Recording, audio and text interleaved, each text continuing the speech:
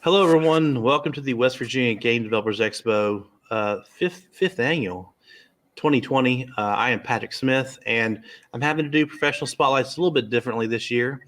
But I am joined here today with Alex and Matt from Hello. Wizards Age Studio, and we'll kind of do our own virtual exhibitors hall here. So, gentlemen, how did Wizards Age come about, and how did you all get into the gaming field?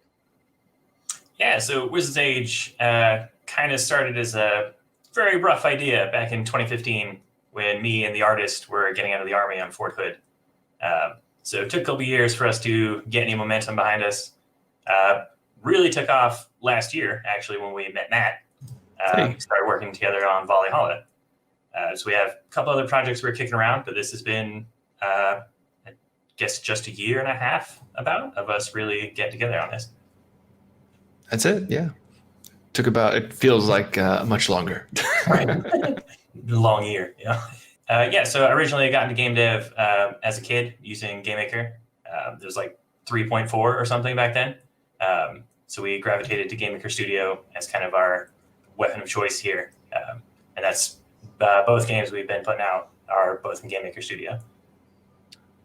Matt, is that the same? Is that the same for you? Did you start in GameMaker Studio? Oh no! See, I've just the musician. My apologies. Well, no, that's okay. Well, then, yeah. Okay, then I might ask, how did you get into game music? Definitely really enjoyed the Final Fantasies as a child. Really respect Nobuo Uematsu and his discography. A lot of melodic stuff that I try to bring to the table. I think it is influenced by him. We, like Alex said, we were working together and they were talking about game design, and I was really excited because I had written music before. So, I hopped on and we started working on Valhalla first a while ago now.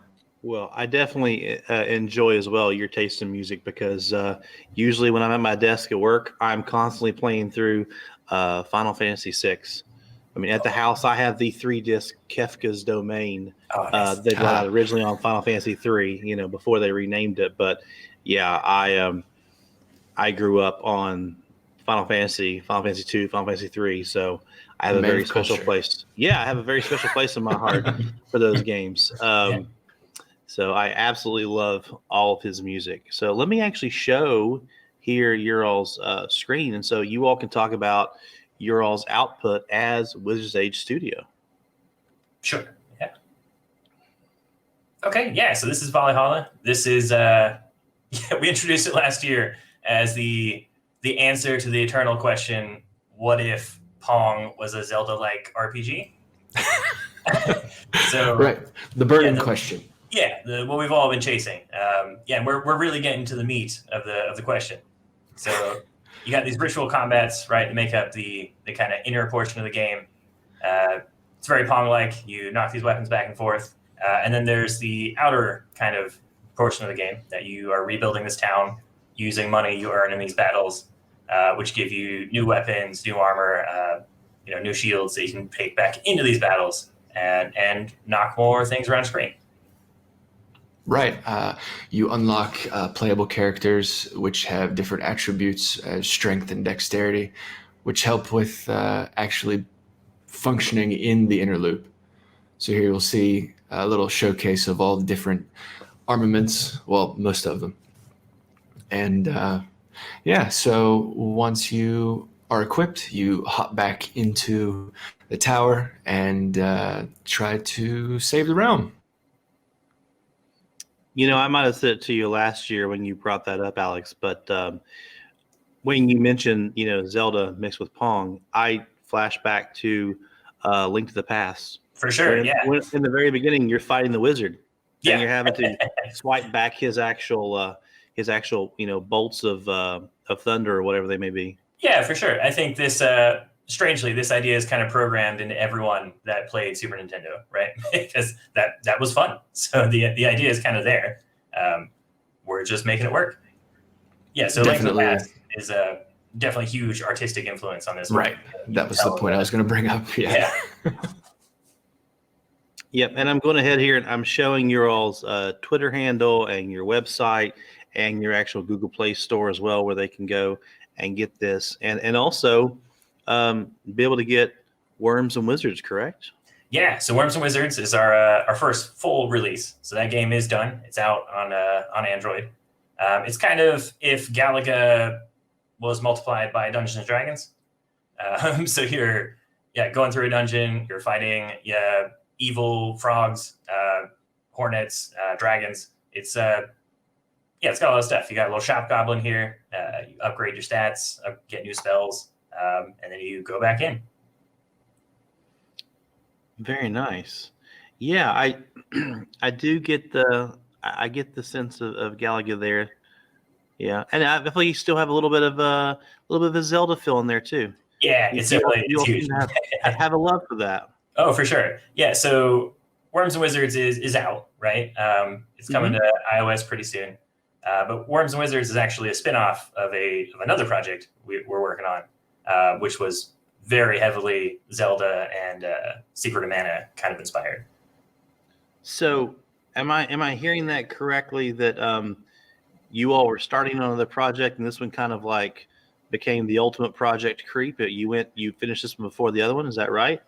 Yeah, sort of. So we intentionally spun this guy off to kind of contain scope. So Sure. the third project we've got is huge. It's a massive game.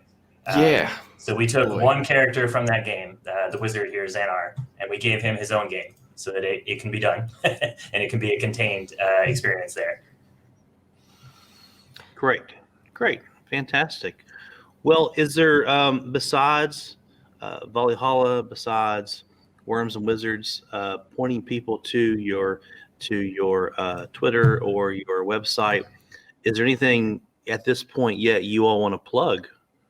Sure. Things? Mm-hmm. Yeah. So something we're super excited about. So our two projects, Worms and Wizards and Valhalla, are both mobile focused.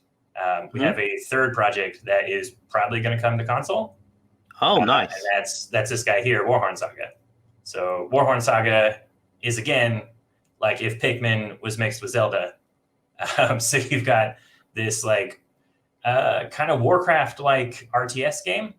So you're collecting resources, you're building buildings, you're recruiting fighters, but you control directly the three heroes. So the wizard from Worms and Wizards, and then two other heroes.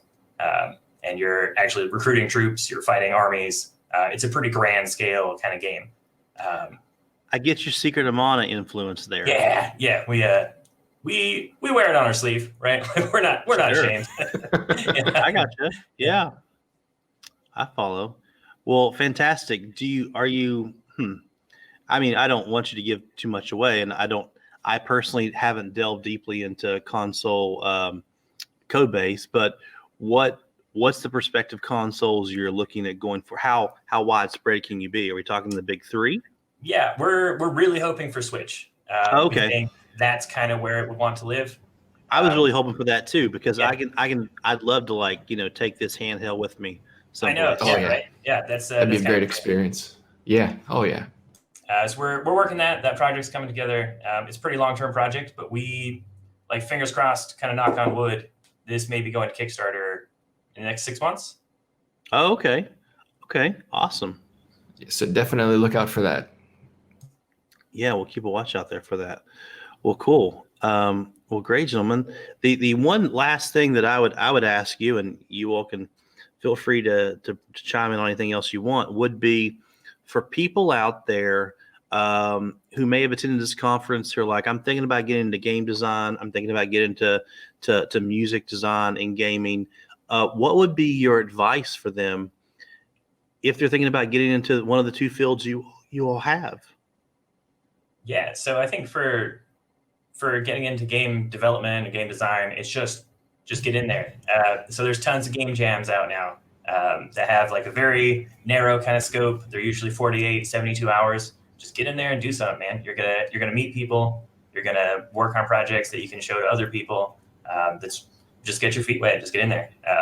You are able to make a game, right? So the left and right bounds of what that game is what's going to change. But you are able to make a game.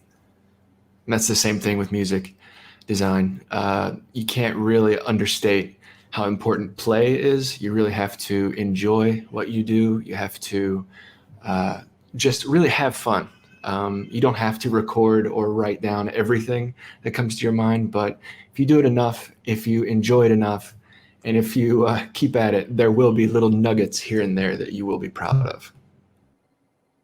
I had one follow-up question for you, actually, Matt. On the gaming side, I know that like if I learn Unity, I can probably make a lot of that it's syntax. I can make a lot of that language transfer over to Unreal usually. But when it comes to musical instruments, if you want to make something that sounds orchestral, that sounds like it would be a much bigger problem than someone deciding that they want to put their game out on multiple platforms. Am I overthinking this? Is that an issue, or can you do it all digitally now? You can do it all digitally. That's a great question. So speaking to the technologies that we use for music, I use some tracker software called OpenMPT, and that lets us have direct control over the digital music. And then I actually use a few things, but one of the main things is a Genesis synthesizer, the actual chip from a Sega Genesis. We use that plugin, so that's why some of our sounds will jive with a lot of the older heads in the audience, is because they've likely heard them before. So to answer your question, there is a lot of technology out there. It's easy to be overwhelmed.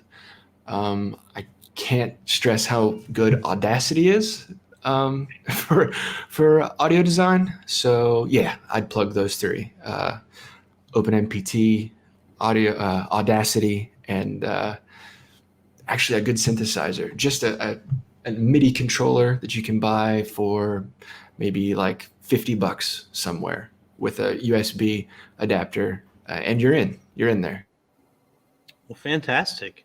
Great. Well, thank you, gentlemen, for coming on here and talking with me and letting me spotlight your company as well as your games. And tell you what, when you all do go out there and throw up that Kickstarter, feel free to send it our way, and we'll make sure to blast it out there and make sure that there are, in fact, 3 finished games under your all's belt. So yeah, thanks, man. Yeah, thank you so Thank much. you very much. Yeah, Thanks for your great time. to be back. Great to be back. Yeah, thanks a lot. Yeah, and hopefully next year, knock on some wood here, maybe next year we'll be able to be talking, in face to face. One day. Fingers right? crossed. Yeah. Thank you. Thanks a lot.